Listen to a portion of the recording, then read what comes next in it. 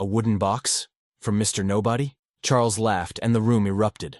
Forks paused, cameras flashed, and 30 champagne-soaked faces smirked like I was the entertainment. That chest held my father's last letters.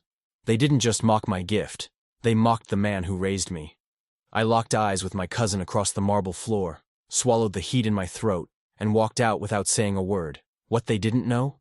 Every chandelier above their heads, every circuit humming behind their walls. I built it. 3 years ago, they begged me to fix that mansion. I mapped every weakness, every switch, every pressure point.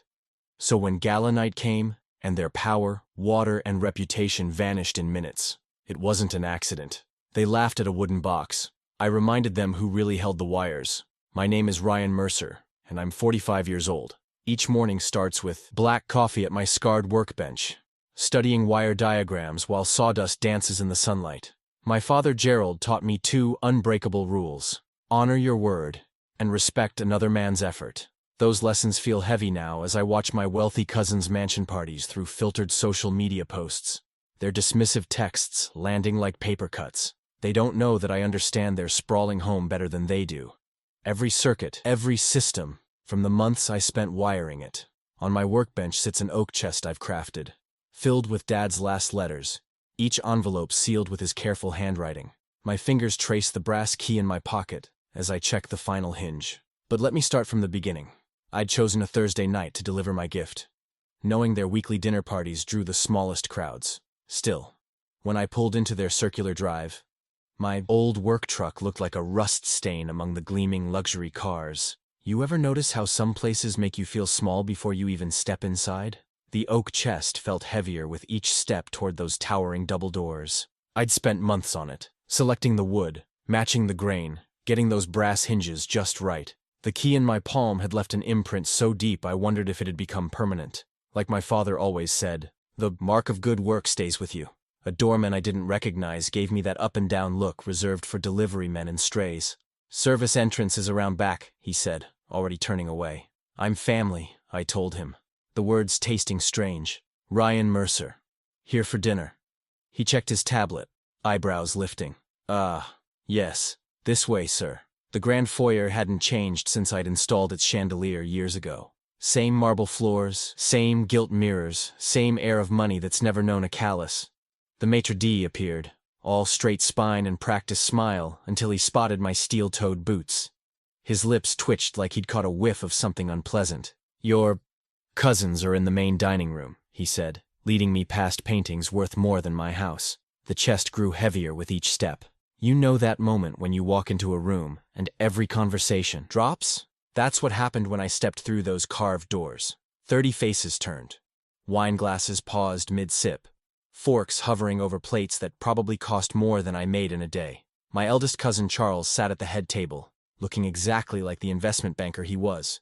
Expensive suit, perfect hair, smile that never reached his eyes. Well, look who's graced us with his presence. I squared my shoulders and walked forward, refusing to let my boots scuff against the marble. The truffle oil and champagne scents in the air made my head swim, but I kept my focus on the crystal tower centerpiece where I planned to place the chest. I brought something, I said, my voice steadier than I felt. To honor Dad, Uncle Jeered to you all.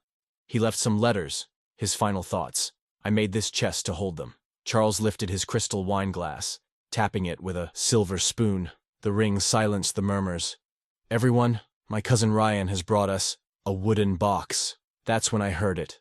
That stage whisper meant to carry. A wooden box? From Mr. Nobody? We deal in mansions, not matchsticks. The laughter started soft, then built like a wave. It bounced off those coffered ceilings I'd spent weeks wiring, echoed against the walls I'd threaded with copper veins. Someone's camera flashed, catching my reddening face in its glare. I looked down at the chest, watching my knuckles whiten against the wood. The lid rattled slightly. Or maybe that was just my hands shaking. I scanned the faces around me, searching for just one person who might understand what this gift meant. One person who'd see the hours of craftsmanship, the love built into every joint. Nothing, just smirks and whispers behind manicured hands. My father's voice echoed in my head. Son, there's no shame in walking away from people who can't see value in honest work. I swallowed hard. lifted the chest from the table, and turned toward the door. Another camera flash caught me in profile, and I had to remind myself to breathe. Just breathe and walk. Don't let them see you break. As I passed the doorman on my way out, he actually looked sympathetic. That was somehow worse than the laughter still floating behind me. The drive home felt like swimming through fog. I barely registered the neon signs bleeding past my windows or the radio's static hum. My hands had memorized this route years ago. Past Pete's auto shop, right at the rusted water tower, 3 blocks to my driveway. Tonight, though, every familiar landmark seemed to mock me with its sameness, while my world tilted sideways. You ever carry something that weighs more in your mind than in your arms? That chest, with its perfectly matched grain and hand-cut joinery, had gone from being my pride to a physical reminder of their laughter. I could still feel the brass key digging into my palm. I parked in my gravel driveway, killing the engine, but sitting there in the dark for a long moment. The porch light I'd wired myself cast a warm glow across my workshop windows. At least here, everything made sense. Here, skill meant something. The workshop air hit me with its familiar mix of sawdust and metal when I shouldered through the door. I set the chest down on my main workbench, right next to where Dad's old level still hung. The oak felt warm against my forearm as I steadied it, like it was alive with all the hours I'd poured into it. "What now, Dad?" I whispered to the quiet tools around me. My eyes drifted to the filing cabinet in the corner, the one with those blueprint drawers labeled in my careful block letters. Main house, sub-panels, water features. The memory hit me like a splash of cold water. 3 years ago, Charles and his brothers had called in a panic. Their fancy contractor had botched the mansion's electrical system just weeks before some charity gala. "Ryan," Charles had practically purred, "your family. We need your expertise. Name your price." I'd done the job for standard rates plus materials, refusing their family bonus. Spent 6 weeks crawling through their walls, mapping every circuit, installing redundancies they'd never understand. They'd promised future favors, invitations to their inner circle. Should have known better. My breathing slowed as I crossed to those drawers. The metal handles felt cool and solid in my grip. One by one, I pulled out the blueprints, detailed schematics of every power line, every junction box, every fancy system they'd insisted on having. The main house plans alone covered my entire workbench when unfolded. Their crystal chandeliers, climate-controlled wine cellars, and computerized fountain shows. All of it flowed through pathways I'd designed. My finger traced the transfer switch locations, pausing at notes about their temperamental backup generator. The one Charles had insisted on buying cheap, against my advice. You know that moment when anger stops burning and starts focusing? When the red haze clears and you see things sharp and clean? That's what happened as I studied those drawings. Every vulnerability, every pressure point lay mapped in blue and white before me. I grabbed my notepad and started sketching. Nothing violent, nothing permanent, just a precise reminder of what real power looked like. Who really controlled the arteries of their precious mansion? My pencil circled the weak spots, the redundancies, the safety measures I'd built in. Dad always said precision matters more than force. Any fool can break things, he'd tell me. Takes skill to make a point without destruction. The wall clock ticked steadily as I worked, its rhythm matching my pulse as the plan took shape. My eyes caught on the calendar hanging beside my tool pegboard. There, 3 weeks out, I'd scrawled Investor Gala in red ink. Another event they hadn't bothered to invite me to, though I'd overheard them bragging about it at the last family funeral. I leaned back, studying the growing web of notes and arrows on my pad. Time was the key now. How many minutes to trigger each system? How long before backups kicked in? How much warning would their sensors give? The second hand swept past 12 again and again while I calculated, measured, double-checked. Dad's voice echoed in my head. "Take your time getting it right, son. Truth ain't worth much if it's sloppy." I checked the calendar again, counting the days with my fingertip. 3 weeks exactly until their precious investor gala. Not too long to lose focus, not too short to get sloppy. Perfect timing, really, when you think about it. My laptop whirred to life on the corner of the workbench. Their social media never shut up about these galas, always fishing for attention like teenagers. Sure enough, there it was. Annual Mercer Holdings Investor Gala, splashed across their business page. 8 o'clock sharp, cocktails and canapes under the grand chandeliers. A who's who guest list of venture capitalists and real estate moguls they'd been courting. "Must be nice," I muttered. scrolling through their carefully curated photos from last year. All those designer suits and evening gowns, champagne flutes catching the light just so. These weren't just parties to them. They were performance art. Every minute choreographed to show off their success, their taste, their power. I grabbed a fresh blueprint from my drawer and pinned it beside the calendar. The main transfer switch jumped out at me right away. I'd installed it myself in their basement utility room. Remember testing it at 2 in the morning when the house was quiet. My highlighter traced the path to their fancy fountain pump loop, the one Charles had insisted needed maximum impact for their garden parties. The automation rack was my next target. I'd spent a full night fine-tuning that system, getting every dimmer and motor control just right while they slept upstairs in their silk sheets. Funny how they never questioned the magic that made their mansion dance. They just expected it to work. "All right, Dad," I said to the empty workshop. "Let's show them what respect really costs." I pulled out my notebook and started laying down rules. No property damage, that was first. Nothing dangerous, nothing that could hurt anyone. No evidence leading back to me. This wasn't about destruction. It was about education. You ever build something so precise it's almost like music? That's what this plan became. I mapped out every step, every timestamp. The main power had to drop first, but timing was crucial. Too early, and their backup generator would kick in before the guests arrived. Too late, and the whole thing would lose impact. I sketched out the sequence. Main switch at 8:07, when the welcome speech would be starting. Fountain pumps at 8:08, just as everyone would be turning to watch the water show. Automation system at 8:09, leaving them fumbling in the dark with their champagne and caviar. Building a test rig took most of that night. I wired up some spare relays and switches on an old board, programming the same sequence I'd need for the real thing. The clicks became my metronome. Tick, tick, tick, each one falling exactly where it needed to. The tricky part was the generator. That cheap unit they'd insisted on buying had a hair trigger, always eager to roar to life at the slightest hiccup. I'd need to trip it in just the right way, make it look like their own corner cutting had come back to bite them. Around midnight, I capped my marker and wrote at the bottom of my planning board, "Purpose beats anger." Dad's words again. He'd drilled that into me since I was old enough to hold a screwdriver. "Anger makes you sloppy," he'd say. "Purpose keeps you straight." I sat back in my chair, staring at the mansion photo I'd printed from their website, all lit up like a Christmas tree. Every window blazing with the kind of confidence only money can buy. But I knew better. I knew what ran through those walls, under those floors. I knew where the power really lived. The hour hand crept past midnight while I refined the plan, checking and double-checking every detail. My eyes were getting heavy, but my mind stayed sharp.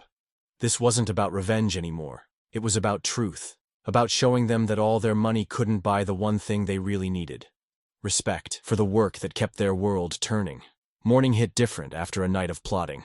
I stood at my kitchen window, coffee going cold while I watched the sunrise paint my beat-up work truck gold. Reality has a way of sobering you up quick, doesn't it? The kitchen table disappeared under a spread of papers. Invoices from suppliers, the mortgage statement I'd been avoiding, and that equipment loan I'd taken out last spring. My fingers traced the payment schedule, each number a weight pulling me back to earth. You know that feeling when your gut knows something your brain hasn't caught up to yet? "What am I doing?" I muttered, shuffling through the stack. 23 years I'd spent building this business. 23 years of early mornings, late nights, and weekends bent over other people's problems. Every license renewal, every certification, every satisfied handshake had built something solid, something real. The state inspector's business card sat in my wallet. I'd known Mike for 15 years. One question from him about the mansion's systems. One raised eyebrow at a coincidental failure during their precious gala. My stomach clenched. Word travels fast in trades like ours. One whisper of sabotage, and those carefully maintained relationships would crumble like old wire insulation. I pulled a fresh manila folder from my drawer and labeled it "Stand Down" in black Sharpie. The letters looked final, like epitaph carving. My hand shook slightly as I gathered the blueprints, the timeline notes, all that midnight planning. But then, that laugh echoed again. That sharp, mocking crack across their marble hall. "We deal in mansions, not matchsticks." Heat crawled up my neck just remembering it. Dad's letters, his last words, treated like dollar store greeting cards. The folder trembled in my grip. "Remember when you were a kid and your parents told you to be the bigger person? Walk away," they'd say. "Don't let them get to you." I could hear Dad's voice now. "A man's reputation is worth more than his pride." The same man who taught me about honor was now the reason I was considering risking everything I'd built. I grabbed my keys and headed for the shop. The morning sun had burned away, leaving a heavy gray sky that matched my mood.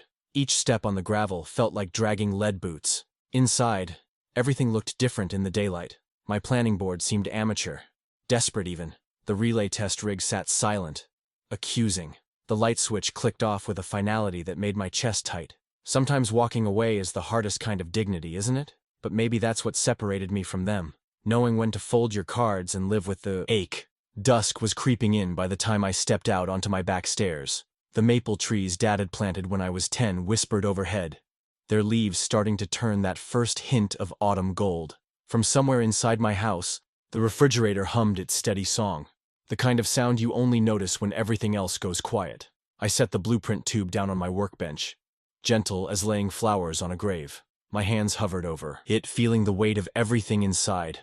Not just paper and ink, but 20 years of knowledge, trust, and access freely given. One push would roll it into the corner, gather dust, become just another almost in a life full of backing down.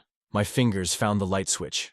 One click, and this whole crazy idea would fade into just another late-night what-if. Just another swallowed insult in a world full of people too rich to care about the rest of us. That's when the knock hit my shop door. 3 solid raps that echoed off my tools like hammer strikes. The knock startled me enough that I dropped the blueprint tube. It rolled across the concrete with a hollow sound that matched the empty feeling in my chest. Before I could move, the door swung open and Frank's weathered face appeared in the gap, backlit by the dying day. "Thought I might find you brooding in here," he said, holding up a battered thermos. "Coffee's still hot." I'd known Frank for almost 20 years. He'd been the one who taught me how to trace ghost voltages through old knob and tube wiring when I was still green. Now his 60-plus years showed in the deep lines around his eyes, but those eyes were sharp as ever as they swept across my darkened shop. "What's this?" He nudged the blueprint tube with his boot. "And why's your calendar got gala written in red like it's doomsday?" My throat felt tight. I hadn't planned on telling anyone. But if there was one person who'd understand... "You remember my cousin's mansion? The one we wired 5 years back?" Frank nodded, pouring coffee into 2 shop-worn mugs. "That marble monstrosity up on Hill Street?" "Yeah, I remember." "What about it?" The whole story spilled out then. The oak chest I'd crafted, Dad's letters inside. Walking into that banquet thinking I could bridge something broken. When I got to their mockery, that cutting matchsticks comment, my voice nearly cracked. The smell of fresh coffee mixed with machine oil brought back memories of working alongside Dad, learning to respect every job, no matter how small. "They treated his last words like trash," I finished, staring into my mug. "Just laughed it off while their fancy friends took pictures." Frank hadn't moved, hadn't interrupted. He just stood there, leaning against my bench, letting the silence stretch until I looked up. His expression was granite hard. "They mocked your father," he said finally. Each word measured like a cut mark. "You cannot let that stand." Something in my chest loosened at those words. "I've got these plans," I admitted, reaching for the tube. "But I'm not sure." "Show me." Frank set down his coffee and spread the schematics across my bench, clicking on my work light. His calloused finger traced the main feeds while I explained my idea. He grabbed a pencil and started marking spots. Transfer switches, junction boxes, control points we'd installed ourselves. "Here, here, and here," he muttered, circling potential fail points. "But you'll need to test the sequence. One wrong surge and that backup generator kicks in." We spent the next hour building a simulator from spare parts I had lying around. Salvaged relays, inline fuses, even an old PLC I'd kept for troubleshooting. Frank's hands were steady as ever as he wired the connections, while I programmed the timing sequences. "Water features first," I said, marking the steps. "Then the lighting circuits, then their precious home automation. Everything goes dark, but nothing gets damaged." Frank nodded, watching the meter for surge artifacts as I ran each sequence. "Clean drops," he confirmed. "No spikes to trigger that generator." I wrote discipline in block letters above my planning board. This wasn't about anger anymore. It was about precision. About showing them that real power doesn't come from trust funds and marble halls. "Again," Frank said, resetting the meters. I triggered the sequence, listening to the relays click in order, but something caught. A tiny hesitation, like a dancer missing a step. "Did you hear that?" I asked, already reaching for the multimeter. "There's your problem," Frank said, tapping the meter's display. Relay 3's dragging by 0.2 seconds. Might as well be an hour in sequence timing. I swapped out the relay, and we ran it again. Perfect clicks, like a line of dominoes falling. But getting the bench test right was just the start. We needed to understand exactly how that mansion breathed when it was stuffed full of their wealthy friends. Every morning for the next week, Frank and I met in my shop before sunrise, coffee steaming while we mapped out load cycles. I'd kept detailed notes from past events, their Christmas galas, summer soirees, every time they'd packed the place with people trying to impress each other. Look at this pattern, I said, spreading out the power consumption graphs. Every big event, same story. They fire up all the fancy lighting, crank the AC to Arctic levels, and run those massive fountains non-stop. The system stays just under capacity until the guests arrive, Frank finished, pointing to the spike in the curves. All those cars hitting the heated driveway sensors at once, garage doors cycling, elevator trips to the ballroom. I felt that old familiar buzz you get when a complex system starts making sense. Exactly. For about 3 minutes, they're redlining everything. The main transfer switch starts hunting, looking for stability. Frank pulled out the generator specs we dug up. And that's where this baby comes in. Takes her exactly 17 seconds to spin up once she senses trouble. He scratched some calculations on his notepad. But if we time it right, hit them when they're already maxed out, the generator won't have time to compensate. I finished. Every piece was falling into place. We cross-referenced the timing against their printed gala schedule. Cocktail hour at 7, formal presentations at 8 sharp. I could picture it perfectly. Crystal glasses catching the light, cameras flashing, everyone positioned just so for maximum impact. There, Frank said, circling a time window. 8:07 to 8:10, that's your sweet spot.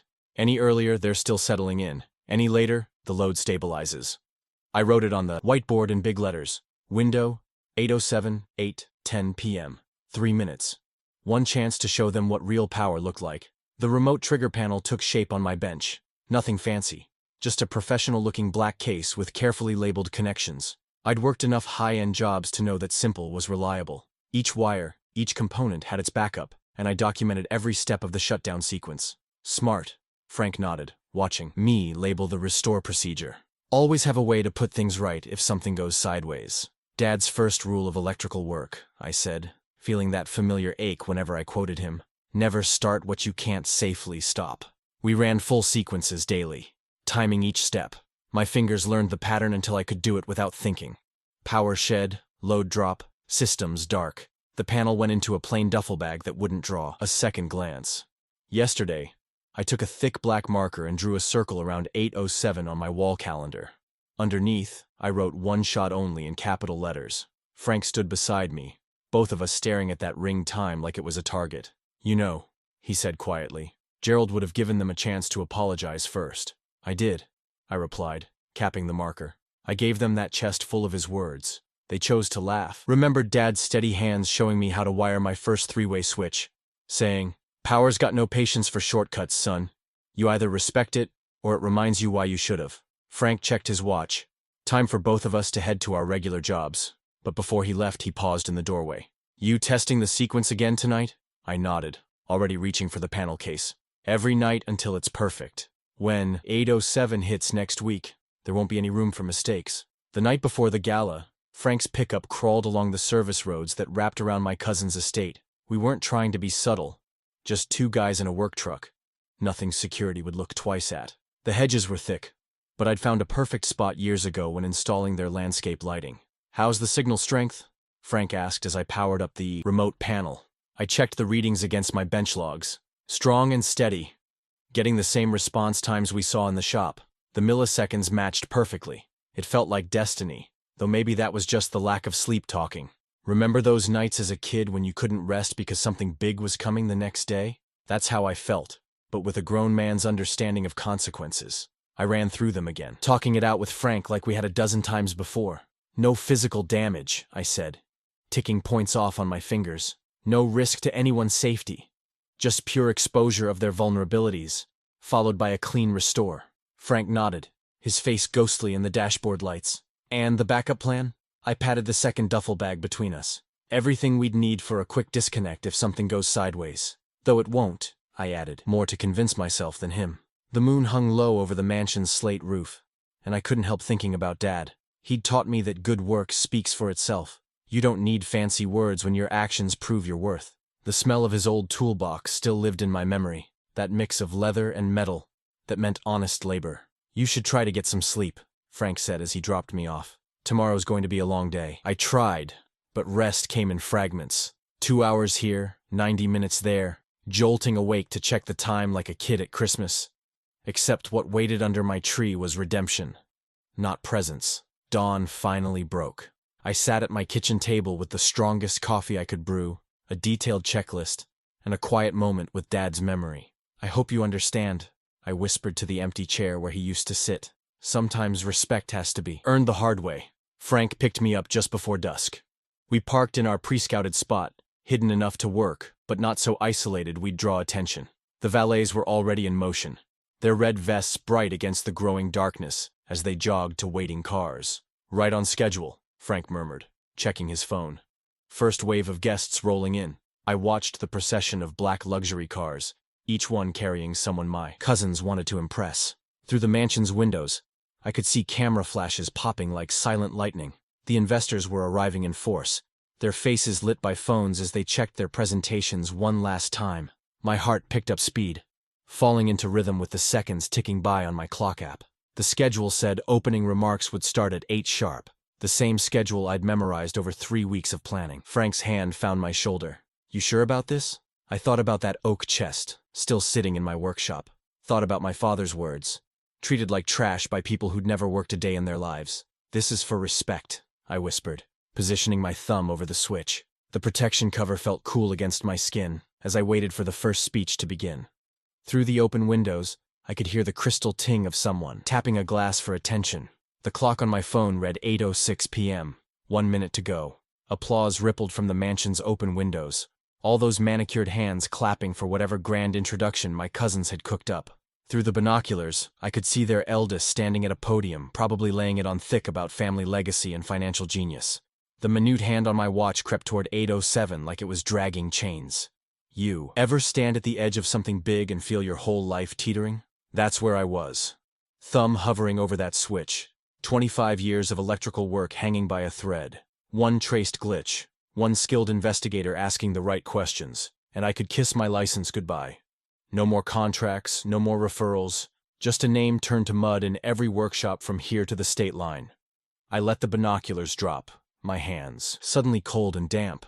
Frank, He didn't let me finish. Just met my eyes with that steady gaze he'd perfected over 60 years of honest work. One small nod, that was all. No pressure either way. Just the quiet support of a man who understood exactly what was at stake. The leather of Dad's old tool belt creaked as I shifted in my seat. I could almost hear him reading that first letter he'd left in the chest. The one about how true respect means honoring another person's effort, no matter their title or tax bracket. The memory of his voice was so clear it made my throat tight. My phone's display flipped to 8:07, and my thumb started shaking against the switch guard.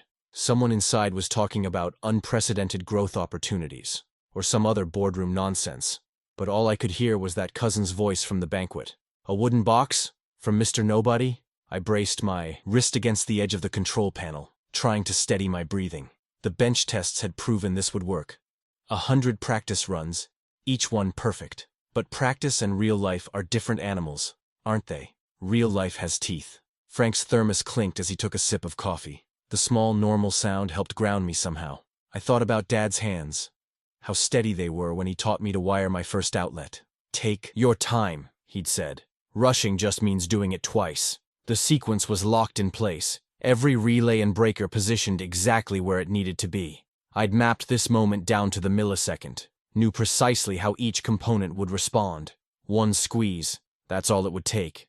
One squeeze to remind them that real power isn't measured in square footage or stock portfolios. I drew in a deep breath, held it, let it out slow. The clock app on my phone showed 8:07:28, 8:07:29. The cousin's laughter echoed in my head again, bouncing off those coffered ceilings while my father's last words sat ignored in that handcrafted chest. My thumb steadied. 3, 2, 1. I squeezed the switch exactly as the display hit 8:07:30. Feeling the first relay click home with the same satisfaction as hearing a perfect socket connection snap into place. The timing was dead on, just like we'd practiced, just like Dad had taught me. Do it right the first time. Through the mansion's windows, I could see the podium lights still burning, but I knew what was coming. 3 minutes can be a very long time when you know how to use them properly. You know that moment when you flip a breaker and there's that split second before everything goes dark? That's what I watched happen to my cousin's mansion. Only this time, it wasn't just one switch. It was their whole world dropping into shadow. The chandeliers went first, right in the middle of what must have been some self-congratulatory toast. Those fancy Italian crystals that had probably cost more than my truck just blinked out. Clean, quiet, perfect, just like we'd planned it. 30 seconds, Frank murmured beside me, his voice steady as a metronome. Through my binoculars, I could see confusion ripple through the crowd like wine through tall grass. The fountains were next. Those massive limestone showpieces that usually shot water 20 feet in the air made this weird coughing sound, like someone clearing their throat at a funeral. Then they just quit. The sudden silence felt heavy enough to touch. 1 minute. You ever seen fireflies on a summer night? That's what all those phone flashlights looked like, dancing and bobbing as people started stumbling around in the dark. Some folks were heading for the exits, others just standing there like they couldn't quite believe what was happening. I heard a microphone pop and die somewhere inside, probably my eldest cousin trying to smooth things over, finding out the hard way that smooth doesn't work in the dark. I glanced down at the remote panel's readout, checking the logs. Everything was executing exactly as planned. Main lighting circuits disabled. Pump systems offline, automation brain in suspended mode. Most importantly, that temperamental generator hadn't gotten its chance to kick in. The 3-minute window we'd discovered was holding solid. Minute 45, Frank counted, calm as if we were timing a coffee break. I kept my finger near the restore sequence, ready to bring everything back online if something went sideways. Safety first.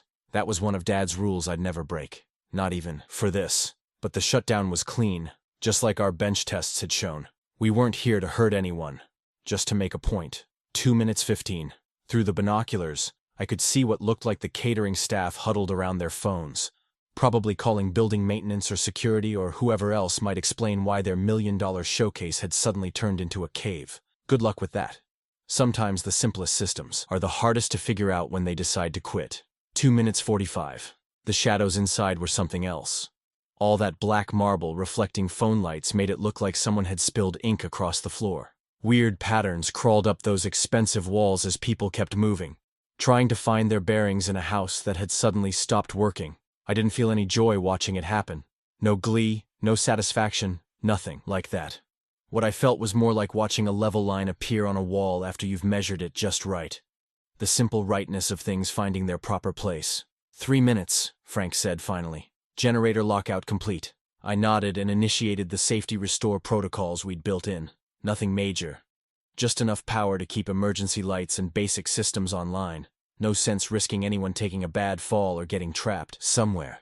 The panel showed all systems holding steady at minimum levels, exactly where we wanted them. Looking through the binoculars one last time, I could see more phone calls being made now. Different kinds of calls. The kind that would bring people asking questions tomorrow. Inspectors, regulators, maybe even a reporter or two. Questions about wiring standards, about inspection records, about all those corners my cousins had cut when they thought money could paper over everything. I lowered the remote console into its case, listening to the muffled sounds of confusion still drifting from the mansion. Tomorrow would bring its own kind of light to this place, but that wasn't my concern anymore. I'd done what I came to do. Cut a clean line between pride and humility, drawn it right through the middle of their spectacle. Back in my truck, I pulled up the local community board on my phone. You know how news travels these days. Everyone's got something to say before the dust even settles. The posts were already rolling in like thunder before a storm. Complete disaster at the Mercer Mansion tonight, someone wrote. Entire investor presentation in the dark. What a joke. Another one popped up. Flew in from Chicago for this, couldn't even keep the lights on. Amateur hour.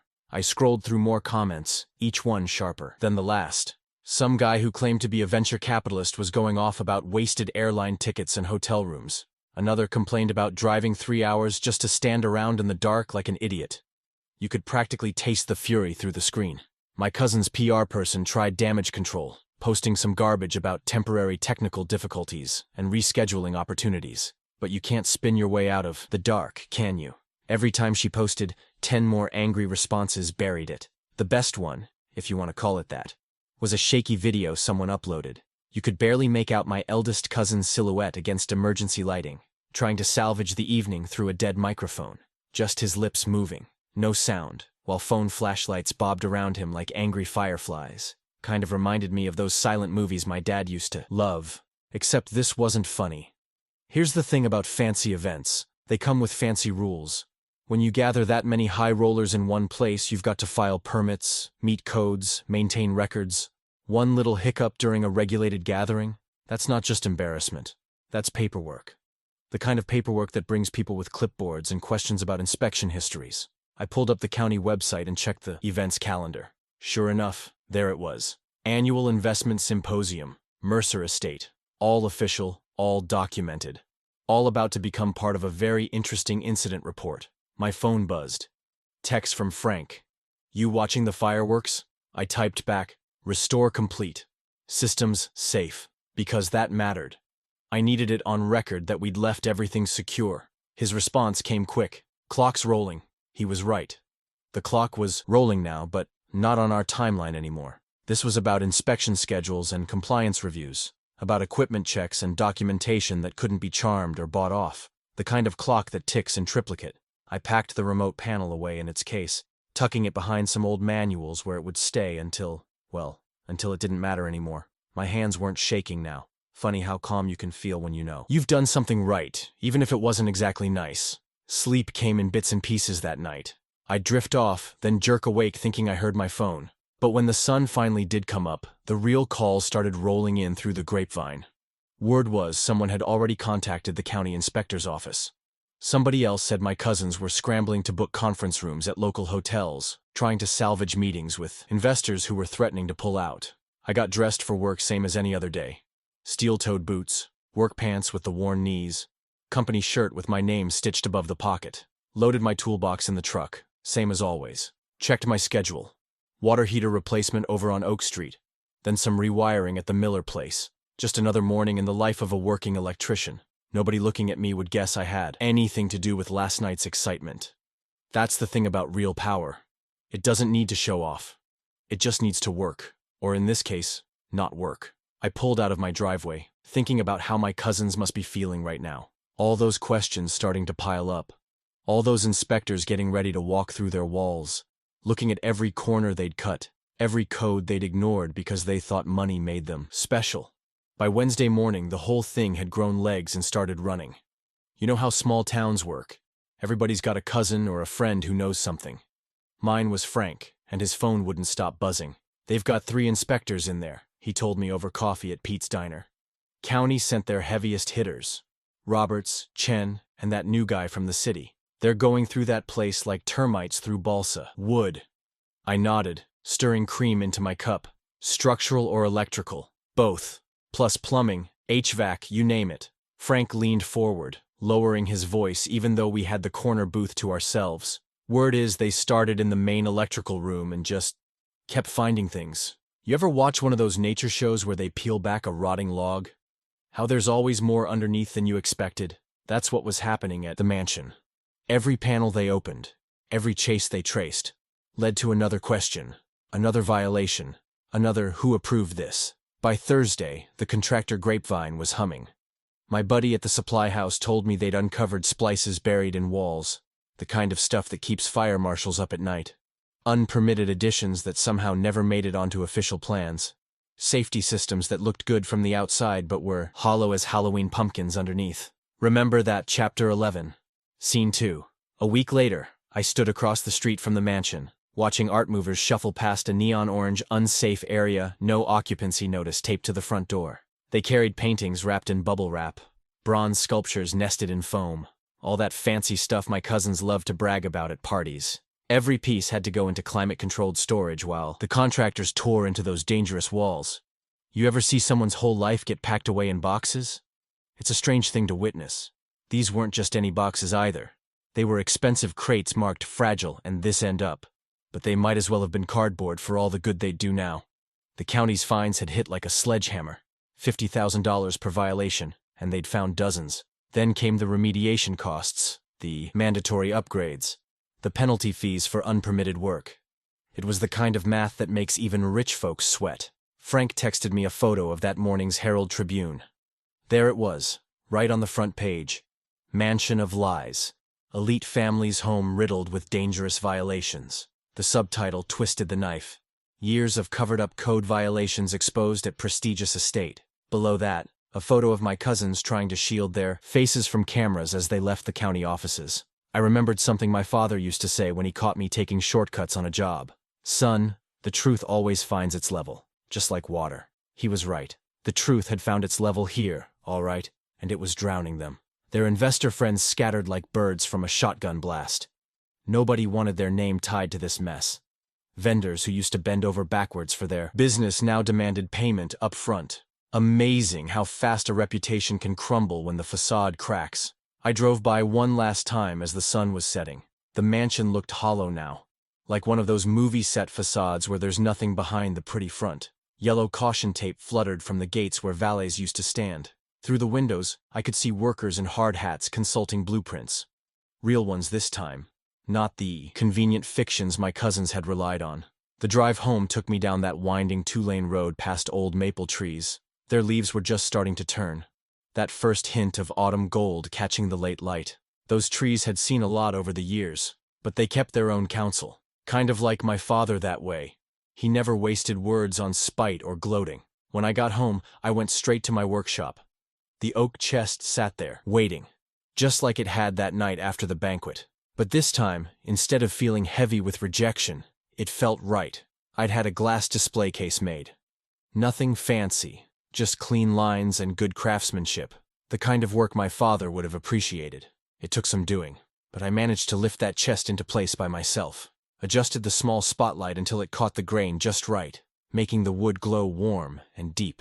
The brass key made a satisfying click in the case's lock. Standing there in my backyard, breathing in the smell of fresh-cut grass, and that lingering hint of varnish from the display case, something settled in my chest. The evening was quiet except for crickets starting their nightly song. My yard wasn't much, no marble fountains or manicured hedges, but it was honest. Every inch of it earned and cared for. I reached out and touched the glass. Right, above where my father's letters rested in that oak chest. "You were right, Dad," I said softly. "Respect is the only true wealth." The spotlight made the chest look like it was glowing from within, and maybe, in its own way, it was.